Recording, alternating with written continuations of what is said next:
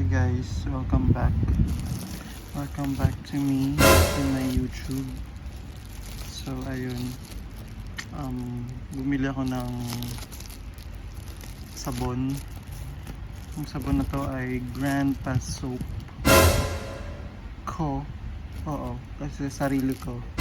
So Granpa soap ko. From Pine Tar.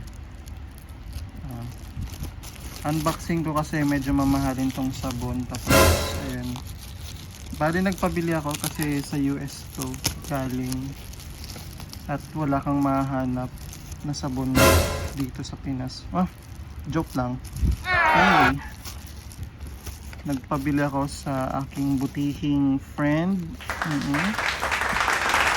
Siyempre kailangan kong i-shoutout siya kasi ayun, hi sa'yo friend. So ayun, bubuksan na natin. Ready na ba kayo? Kung ano ang kulay ng sabon na to. So ayun. Oh, tagal na pala to expired na ata, 1878. So ano kayang kulay nitong sabon na to? Malalaman natin sa pagbabalik. Ganito pala siya.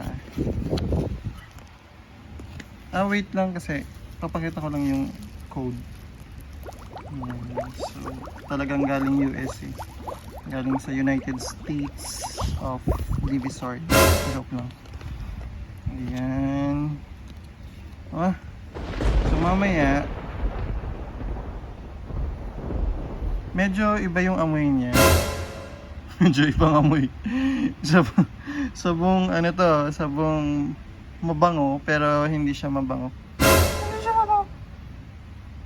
Para siyang amoy niya parang